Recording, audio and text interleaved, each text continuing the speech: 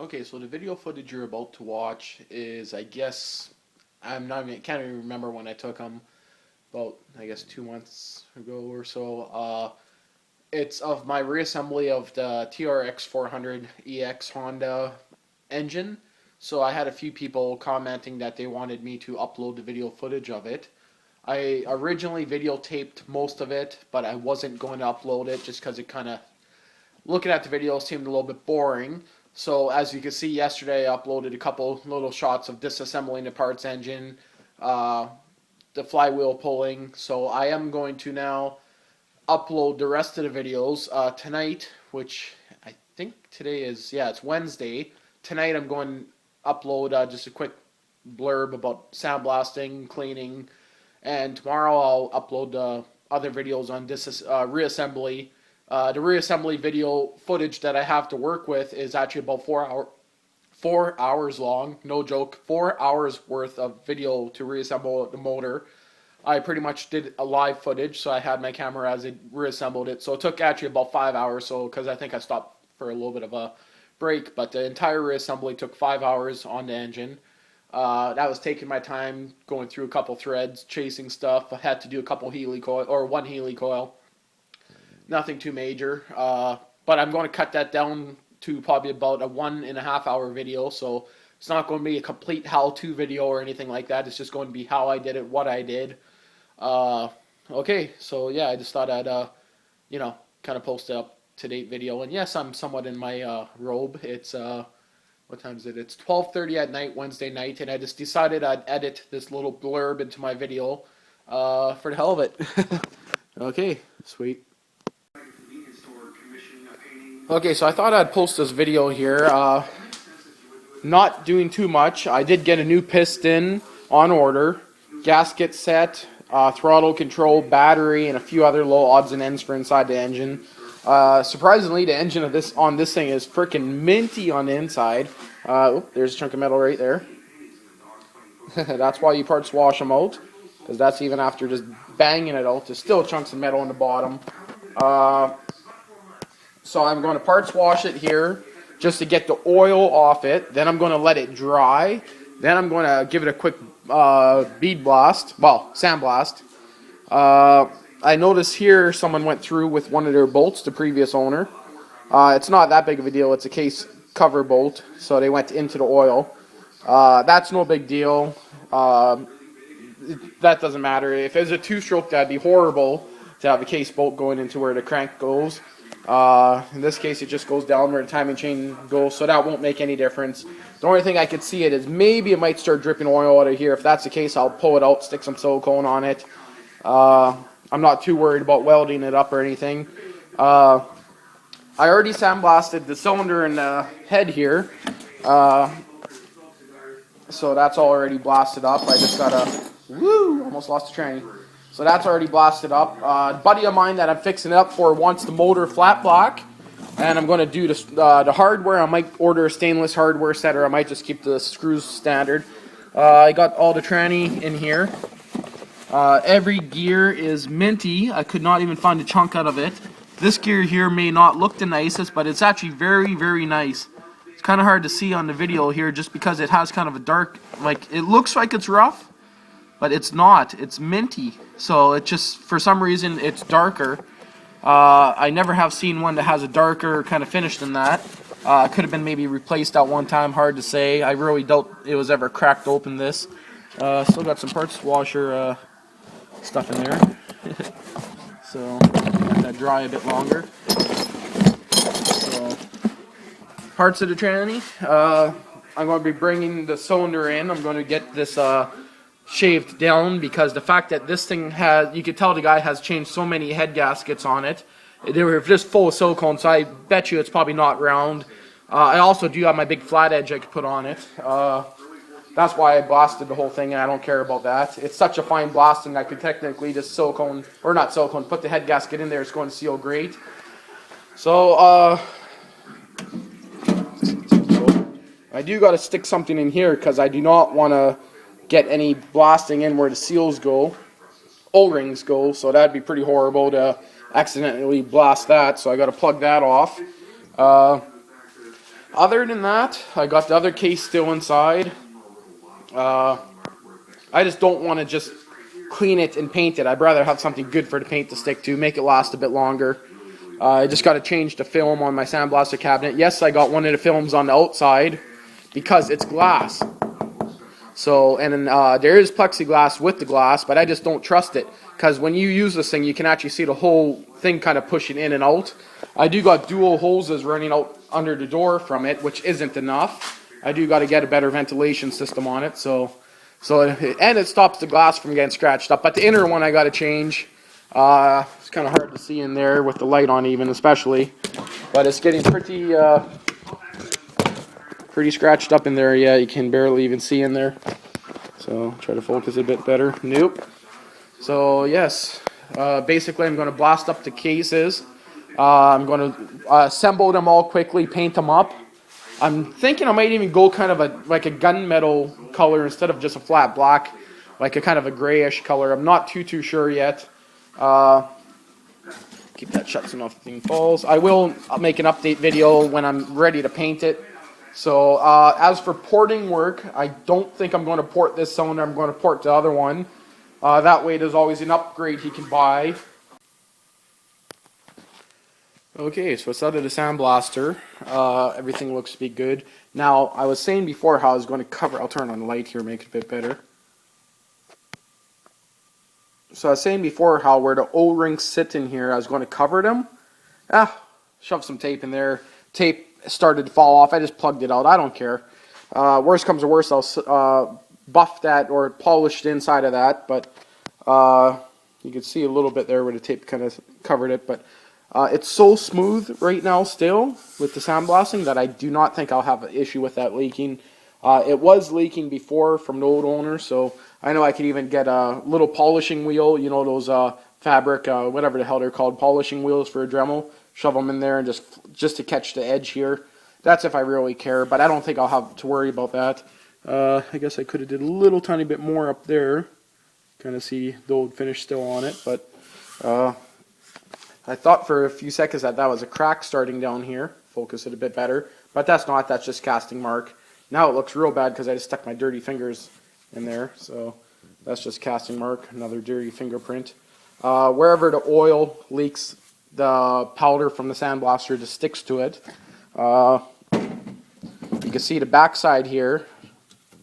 Bearings just look like they're freaking covered in it. I don't even want to spin the bearings right now. That's how bad they're covered. What I normally use is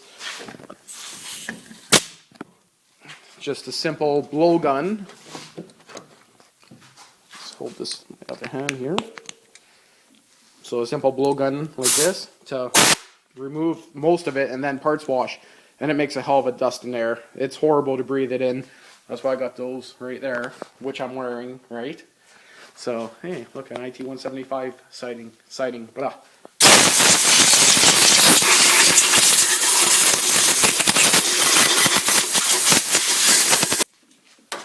Well, that's a little bit of it off. Now what I'm going to do is undo this clutch cover and then wash it in the parts washer. So, and I do got to change the Varsol. I got a new jug down there. That's some pretty old grimy crap in there, and I've been filtered a few hundred times. So for now, I'm going to use the dirty stuff, and then I'm going to clean it, filter it. I don't think I need to put that back in. That looks pretty good. So a little bit up there. Yeah, everything looks good on there. So, fuck it. I'm going to put it back in. You can see right. It's hard to see, but right there and here, spot that I missed. Damn it. Not too big of a deal. Everything else looks great. So, time to go back into the blaster. Sweet. Well, we can't really get a view. I never changed the material on here yet. Did I hook back up the air compressor? Yeah, I did. Get my stupid gloves on. See if I can get a shot of this. And of course, no pressure. Okay, take that. I did not hook back up the air tank. Damn it, or the air line. Left it on the blowgun.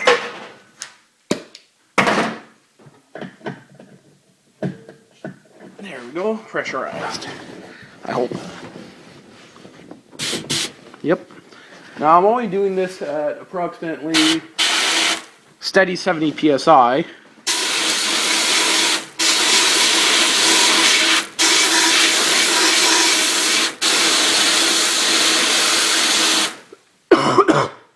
Dust.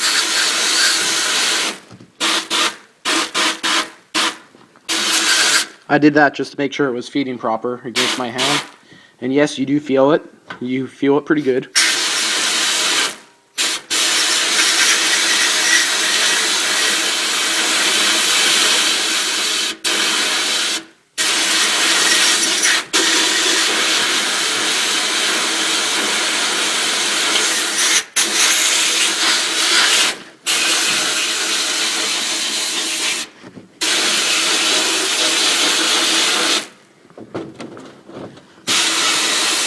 I wish I could weld into Honda, grind it down, and change it to anything but Honda. Not that I hate Honda, I just don't like advertising.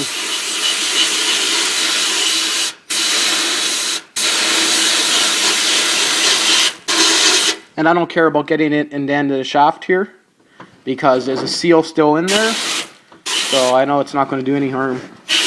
There's bearing in there too. A bearing for the thing, but I'll be able to clean that out fine. You never want to blast a bearing, because it will not be a bearing for long.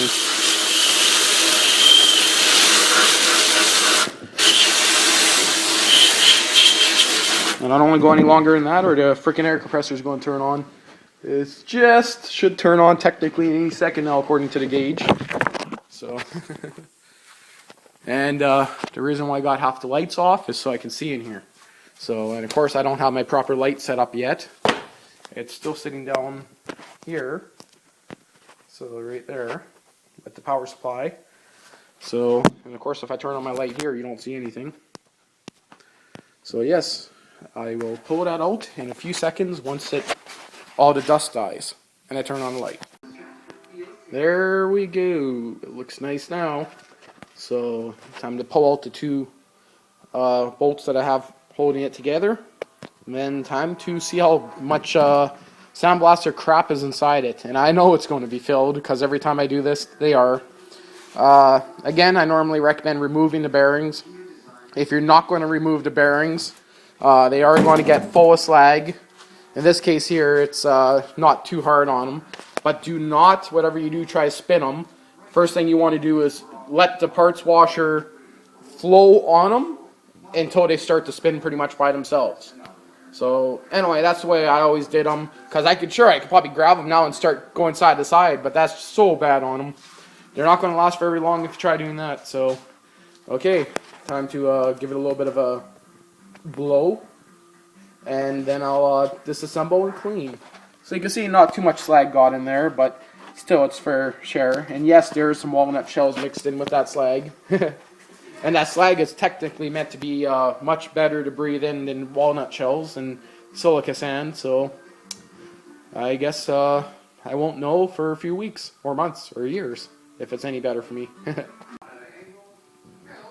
Oh, yummy. Doesn't that look great on the inside? Have the O-ring and the little stud from here. So I knew they were there when I put it together. And it's just shoved full of dirt, that screw hole. So this is why you wash them. Let's remove these studs here. Don't want them to get falling into the bottom of the parts washer. So okay, time to give it a little bit of shot of air, and then I will put them in the parts washer. And normally, if I had my pressure washer going, but it's actually at my work right now, gas pressure washer, I would actually blast this with water first, then into the parts washer, and then oil everything. Because if you don't oil those bearings after washing them in a parts washer, you're just asking for problems. So, and that's the bearing up there that I said that I got to be careful about. So when I was blasting it, so because of course you don't want to get anything there. Mind you, it's just a shaft that goes through there, but still, you never want to have a parts or a sandblaster anywhere near bearings. In this case here, it's just dust and dirt. So it's still bad on them, I'm going to admit that, but, you know, have to do it somehow. Okay, so they are out of the parts washer. Pretty clean looking. I do got all new seals. All the bearings are nice. So they do make a little bit of noise now, but that's just because there's no oil on them. Before with oil on them, they all sounded great, and no play on any of them. So basically I'm going to let it dry to a point. It'll never actually dry with solvent on it.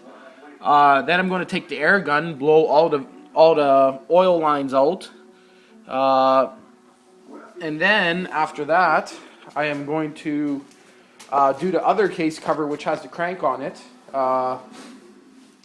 The heads and cylinder are already done. And after that, I'm going to wash it with water, oil up the bearings, of course, and then I'm going to be painting it. As for the color and what type of paint, I'm not too sure yet. I actually got a buddy that does powder coating. For the hell of it, I might send it to him. He said $100 he'll do all the engine parts. So for $100, that's a great deal for powder coating. He has kind of a hillbilly redneck powder coating setup, so maybe I'll bring my camera and make a video of that. Other option is I could spend $10 and paint it with spray paint, which if any of you watched the Yamaha Warrior build that I did, when was that? 2 years ago? I have no idea. I actually, without sandblasting it, painted it, and the paint is holding up excellent on that, so I might just end up using the same paint. You can look back into my videos from a couple years ago and see that. I did the crank, I did pretty much everything on that engine. And then sold it to one of my buddies for well below what I paid. But that's what I like doing, you know, fixing them, selling them. Like this one. Once it's done, I'm going to be selling it to a buddy. Chances are I'll be selling it and taking a loss on it, so... Oh, gee, doesn't this look like fun? Thank God it cleans off super easy. I'm just getting all the grease off it before I sandblast it and put in new seals and reassemble. Got some of the other parts all nice and shiny there. So this is the last part and then that cover. So sweet. Okay, so now comes the fun part. Reassembly. So I got my everything I'll use there, a little bit of spray gasket, some assembly lube, and some thread lock or liquid gasket, Yamaha Bond, Honda Bond, whatever you want to call it. So as you can see, I did some sandblasting on the cases, so I quickly reassembled the engine, did that. Got my gasket set, got my other parts in the box randomly just tossed in there, and I still got to go clean the random pack of screws. So okay,